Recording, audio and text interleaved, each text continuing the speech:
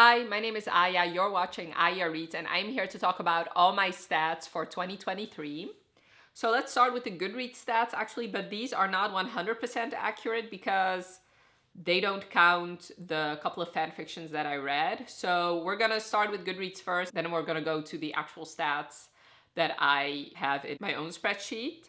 So it says here I read 166 books. I know that is not true. So we're just gonna skip over this. So the shortest book I read this year was Dirty First Dates, The Museum by Harley LaRue, which was 36 pages. And the longest book I read was 906 pages, which was The Mad Ship by Robin Hobb. I do have to say, I think Manacled is actually longer. So the average length of the books I read in 2023 was 357 pages, which makes sense because I do read, this is a amount of pages that I usually read.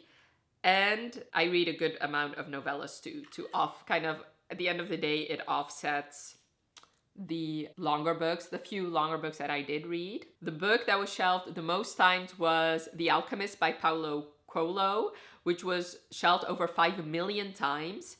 And the one that was least shelved was The Chambermaid 2, which only 58 people have shelved. I do have to say, out of these two, The Chambermaid is the one that I enjoyed more. Even though this was just a smutty good time. I do have to say, I did enjoy this duology. So if you're interested in like a chambermaid just banging her way through different houses, I would recommend it. The highest rated on Goodreads was Manacled at a 4.66 average rating. This is actually the only fan fiction that it actually was on Goodreads that I read this year. This does not surprise me. Pretty much everybody that has read it does seem to love it. Now let's go into the stats. So I actually read 168 books this year, which I cannot even believe that. This is the best reading year I had by a long mile. The next best reading year for me was, I believe, 2021, where I read, let me actually see, where I read 112 books. So yeah, this is just awesome. I can actually show you. So like I said, 166 in 2023, and then this like 2022, like I said, 112 is the next best year. 2019 was obviously a year that was not a good year for me. And then these are all the years I've been on Goodreads. So yeah, it took me years before I finally read 100 books.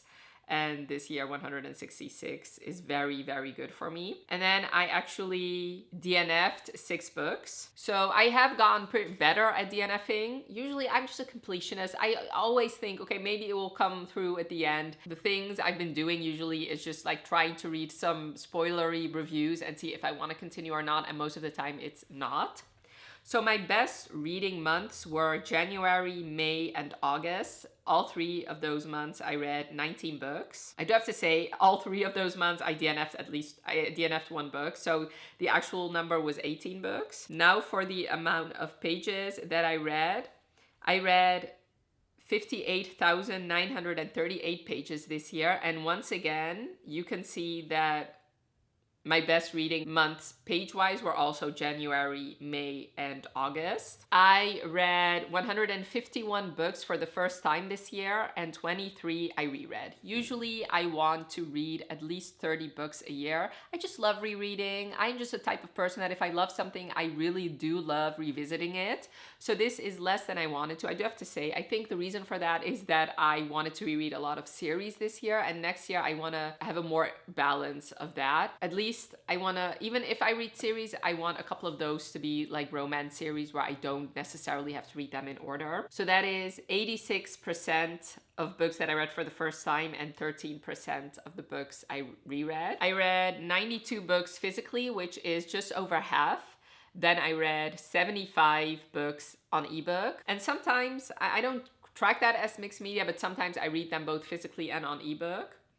I did have 3 mixed media, which is usually listening to it at the same time as reading it. And then I had 4 books that I read primarily through audiobook. I do want to read more on audiobook next year, but this pretty much counts. I do read a lot physically, but I also read a lot on ebook. I do have a feeling that the ebook percentage will only get higher because I do feel like I read faster on ebook, even though I do love reading things physically. I do love the act of that. It does slow down my reading a little bit. Now the series, I do have to say, I'm gonna do an entire separate video all about the series I read. So I'm not gonna go too in depth. 40 books of the books I read this year were standalones, which is only 23%. I love reading series, and most of the books I read are series anyway, and I do count standalone interconnected series as a series. So even if you can read, usually those are romance. So even if you could read one romance without having read the other ones, I still count it as a series, which means I read 134 books that were part of series, which is 77%. 28 of those were series I started this year.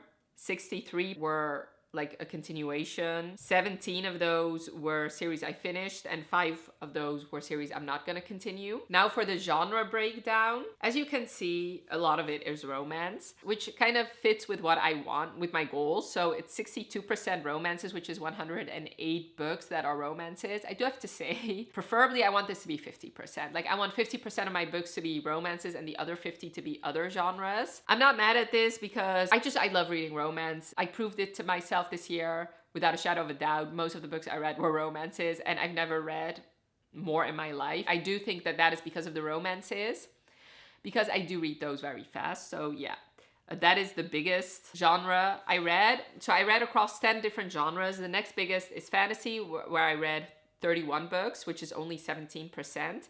The next biggest is contemporary with 14 books. I do have to say, I think I counted Spy Family as contemporary, so 10 of those were just manga, which I counted as contemporary.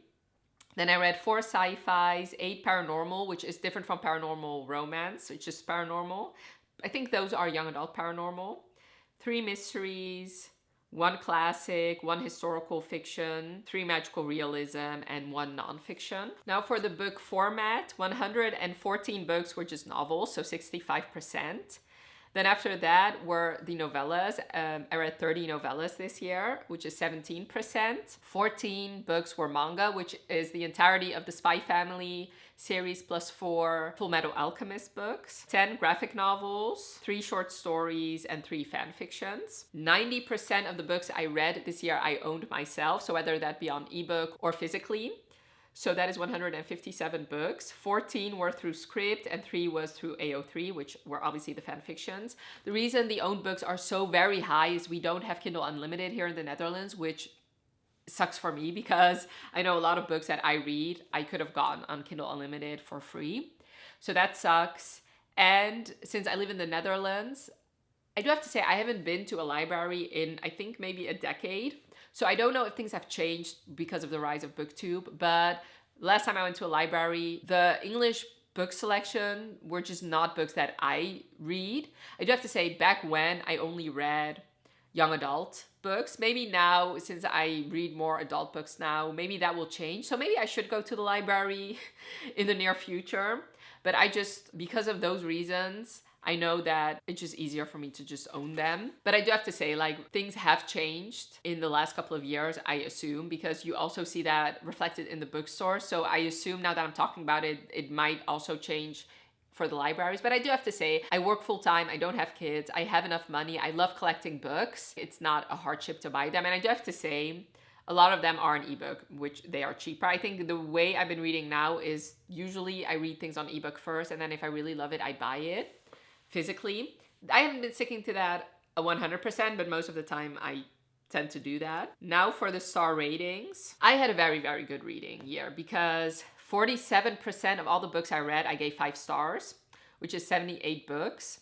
Then I had 57 4 stars, which is 34%, which means 81% of the books I read this year are books that I given 4 or 5 stars, which means that they are books I really loved and books I would highly recommend. So like I said, a very good reading year. 20 books I gave 3 stars, 9 books I gave 2 stars, and only 2 books I gave 1 star, which means my average rating for this year was a 4.15, which is very high. I'm very, very happy about this. I think the reason for this is my recommendations list. I made a whole video about my recommendations list, which I'll leave linked for you, but it's basically, the majority of the books I read are either books in series I really love or books by authors I really love, or they're from my book recommendations list, and they're books that have been recommended usually over 50 times by people I really trust. So the chances of me loving them are very high, and it's very much reflected in this stat. Now for the publication year, the books that were published in 2023 are the highest percentage, I guess. So it's 32 books that I read this year that were published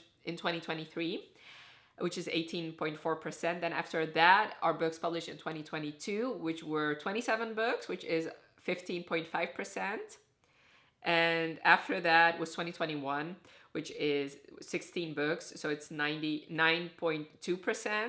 And then let's see, after that, it's 14 books I read in 2020, 13 books I read in 2019, and 11 books I read in 2017. So let me actually calculate. So 43.1% of the books I read were published in the last 3 years.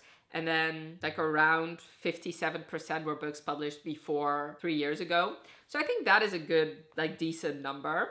I do have to say there are a bunch of books on my TBR that were published before 2018 even, so I should really get to those. And that was actually one of my reading goals, which I did not complete, to read books published before 2014. Let me actually look at that. I had 5 books that were published in 2014, 6 books published in 2012. I do have to say this does include rereads, which that was not that challenge. 8 books in 2011, so yeah, anyway. Now for the age category, this is not surprising to me at all because 131 books I read this year, which is 75% were adult.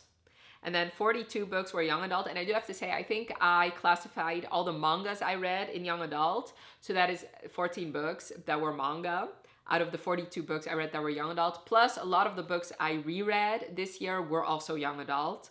So I don't know how many books that I actually read for the first time were young adult. And then one was middle grade, which I don't know which book that is. Okay, so the authors I read is a colorful circle because I read from 77 different authors this year.